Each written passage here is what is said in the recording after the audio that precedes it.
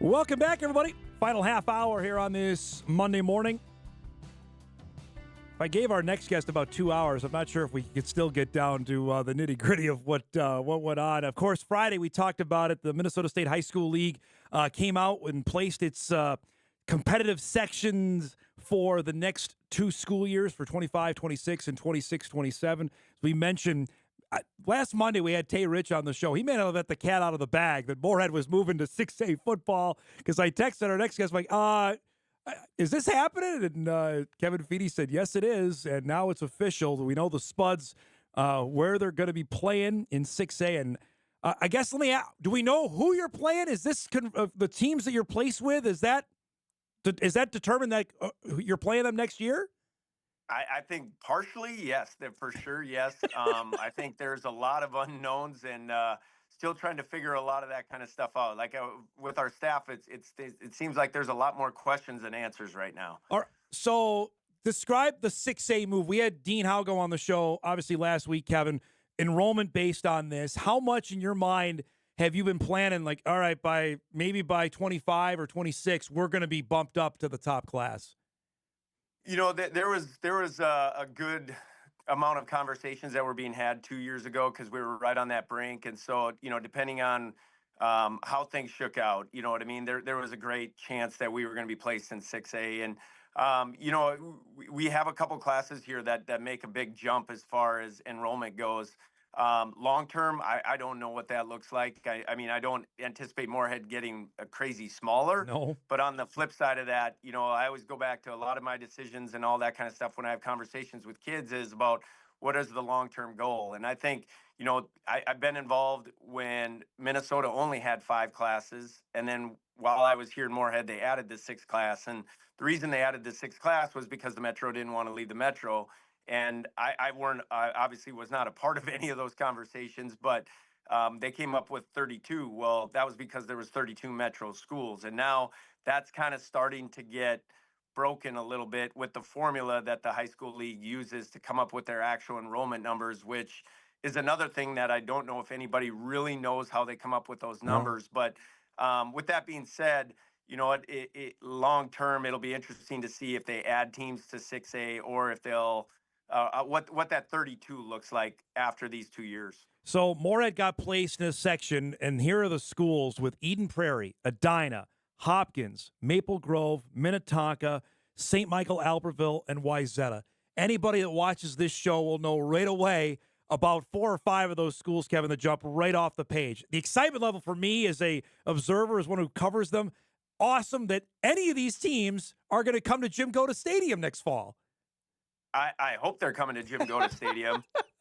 That is probably, I'm joking. Yes, the state can mandate that they have 4 schools that come out to Moorhead and play us, and that will be. But the biggest thing is, that is the best of the best, right? I mean, if you looked at the history of the state championships in 6A football, majority of those are coming out of that group that you just mentioned, and so.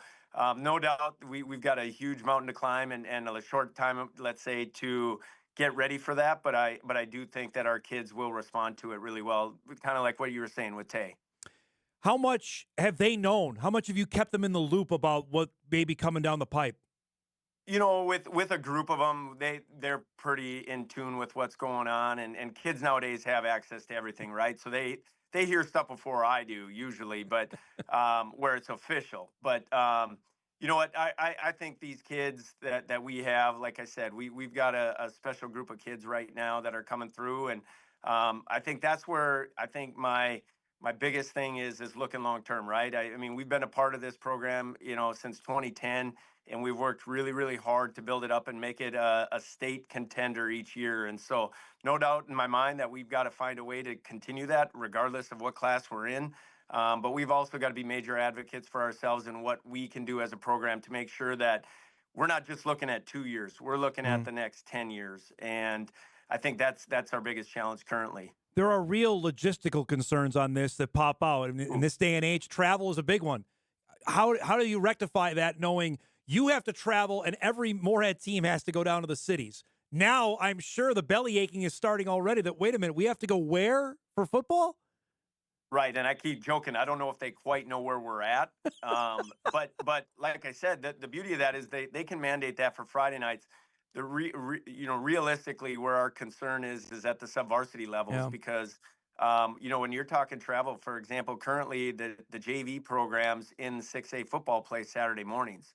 Um, I don't know what that'll look like when we're loading a bus at 5 a.m. to get Oof. to a game, 4 hours away, and that's banking on. I always kind of chuckle at right. My wife is from Minneapolis, St. Paul, and I'm not real familiar all the time with where everything is. I'll be like, "Hey, hon, how far is this?" Oh, it's 15 to 20 minutes. That's 15 to 20 minutes, I think, at 3 a.m. traffic.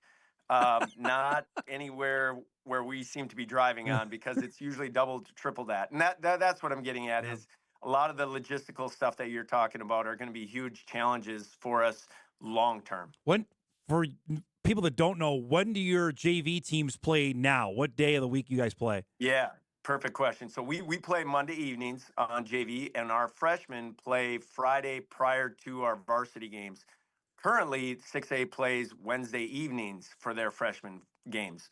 Um, you know what I mean? So, Yeah. so there's a lot of question marks to that. And then the double-edged sword of this whole thing is saying, okay, well, yeah, we could probably get a handful of games in this region. You know what I mean? Whether it be Right. in North Dakota or Minnesota, but realistically, at every other sport in at Moorhead High, you played a mirror scheduling. For example, if your volleyball team's going down to play Right. whatever team in Minneapolis, you play them in freshman, JV, and varsity. You do the same thing in baseball, you do the same thing in basketball, hockey, etc. Well, realistically, those are going to be huge challenges because in 6A, they have not currently sent a freshman football team more than a half hour away, let alone 4 hours away.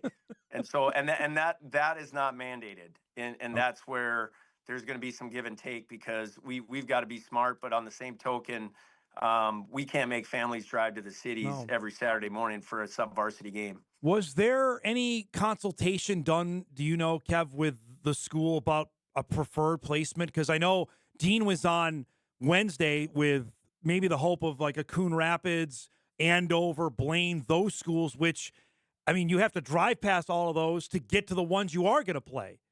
Right. So we back in December, I think there was a survey sent out that we looked at, and it was kind of just saying in football scheduling what's important: geographic, like schools, and rivalries. Well, for example, to your point of driving past, we're going to drive past multiple schools to get to the schools that we're placed within our section. But then you also start looking at like schools, and like schools to me mean like roster sizes or demographics of your schools, Mm, and I think that's where things kind of went a little bit sideways. And then when you start talking rivals, and I use this from a standpoint of, yeah, we're 6A now. We don't have a lot of rivals, obviously, because we haven't played these teams. But in our other sports, for example, boys basketball played Anoka a couple times this year. We've played Rogers in numerous numerous sports sports. Yep. throughout the years, Yep. right? You know what I mean? And so Yep. we've got to make those teams our rivals. And that's where I'm not quite sure how the conversations went because I don't know from the results of that survey. We were never given any of the results from that, but I don't know which teams wouldn't want geography, like schools, and rivals to be a part of their scheduling process. But I'm not privy to that. Well, and I'll add, like, is there an opportunity to still play a Bemidji or now? You have a great rival with Alexandria. Is that done so in your mind? That's a great question. I would hope not. Once again, I don't know that answer. But like when I first got to Moorhead in 2010, and I was talking to Don Halbert, and I was asking, okay, who are our rivals, Right. right? I mean, because when I was at Fargo South and Fargo Shanley, you developed that stuff, and you kind of patterned your schemes off it, and your planning, right? And when I asked that question back in 2010, Moorhead was just an independent, and there was no Right. set way of getting schedules, so it was just kind of a grab bag. Well, eventually we got to the point where it's okay. Bemidji, Brainerd, Alexandria, Sartell. Those four schools kind of consistently were really, really good schools. We had great games with them. We play them in multiple sports, and you can kind of create your identity and the rivalry and the heatedness, let's just Yeah. say, which has been so much fun. And I think you see that within our community, right? When those teams come to town, the stadium's pretty packed. Was there any solace in seeing Alexandria win the boys basketball championship at all for you, or no? I wouldn't say either way. I knew they were super talented, and I've watched this group. Right, when you have a son that's kind of going through that Right. same time frame, and Jets played a little bit of basketball, maybe a grade or two higher than what he is throughout the travel circuits, and you run into it, and you knew that this was going to be a special team for them, and obviously their football season and their basketball, but that's kind of Dom, what I love about where the region where we're in, because kids do play multiple sports. Hmm. You know what? And then that's where I go back to like schools, right? I mean, we played Wyzetta in basketball this year. I don't know how many of those kids play football, for example. And I'm not here to get into that debate, but what I'm saying is the beauty of the region and the league that we were playing currently, a lot of those kids were crossing over to multiple sports, and it created for some super fun opportunities for kids to compete in each season, not just one season. Well, I knew Chase Thompson as a basketball player. I had no idea he played quarterback until I saw him play you guys. I'm like, holy cow. Yeah, He and was a great football player. a great football player. And I remember seeing him as a freshman in high school play football, and I was like, oh boy, this kid can sling it. He's a smart kid, tough kid. You know what I mean? And I'm super excited to watch him, follow through his career and heading off to Clemson. Again, Uh, he plays multiple sports. Just crazy. yeah. And you know what? I'm a college basketball nut, so I look forward to watching Clemson play. I'll watch a lot. I have to ask about your current team. It's recruiting season. We had Tayon last week being offered by the University of Minnesota. David Mack's been offered by the University of Minnesota. Your son is out. What is this like knowing you have this level of talent getting this level of attention? It's first of all, it's a credit to those guys, and it's a credit to our team. And I think I use this term all the time, right? Through team success comes individual accolades, and the group that you just mentioned are examples of the results of the people that are around them. And those guys work extremely hard, and they have aspirations of going to play at a really high level. And you could tell that with the three that you mentioned right away, since probably about third grade, that I could tell that this Hmm. group was going to be a little bit different. But you know what? It's fun. It's exciting. My goal in this as a coach, now obviously now you include Jet and it's the dad, so it's a little bit different. But my goal with all of our players all the time when it comes to recruiting is just get them evaluated by the most amount of schools that we possibly can have to find out who's actually genuinely interested and that where they could see themselves going and being successful. And the more opportunities we can get for those kids, it means the kids get to make the decision. But if we don't get a lot of eyes and evaluations done, now the decisions are kind of made for the kids. And so hopefully that this is just getting started. They're 2027s, but as you well know, in today's world of recruiting, Oh man. like Elanius, I just was out for lunch with Elanius last week, and Elanius's process happened his junior year All in the right. spring, Yep. and now it's all happening in their sophomore years in the spring, and it really started in the winter. And so hopefully these kids can just enjoy high school and not let this overtake it. But really, what it just means, you just got to put your head down and go to work and let the chips fall where they may. Last thing for you, how different is the recruiting process for dad times two after doing it with Trey? What do you know now with Jet? What do you know maybe what to look for, what to ask? Well, I think Trey's probably had better information to Jet as far as what to ask and what to look for. I would say from my perspective, when Trey was going through it, it was during COVID. And Yeah. so COVID changed drastically the recruiting and all the visits and all that kind of stuff. And so this is really new, I would say, for even myself who does this. But it's fun. But on the same token, what I really enjoy about the process is really when the visits are over and you have an opportunity to just talk about truly what's important, what were the differences, and where you see yourself being successful. I got to tell you, if Eden Prairie comes up here, people are going to be parking at the Meadows, man, to get to Jim Goda that night. I honestly believe that. It'd be crazy.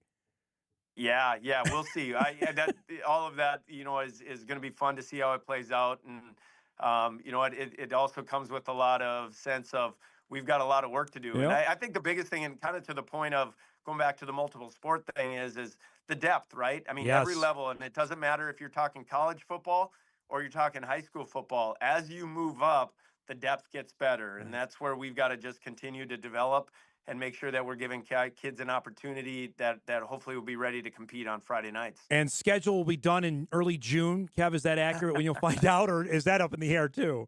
That's a great question. Once again, more questions than answers, but hopefully sooner. I mean, football coaches kind of like to prepare and kind of like to watch film, so I would hope we'd have a little bit of an idea of who we're playing a little bit sooner than June. Oh, man.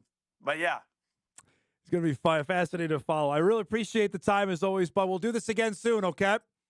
hey, sounds great. Thanks for having me on, Dom. Kevin Feeney, head coach of the Moorhead Spuds, giving us the lowdown on as much as he knows about 6A football and what's coming for Moorhead this coming fall. We'll take our final break. We come back. We'll wrap things up and get you ready. We got championship night to wrap up the college basketball season, and it's starting earlier. They finally listened. We'll wrap up Hot Mike on this Monday after this.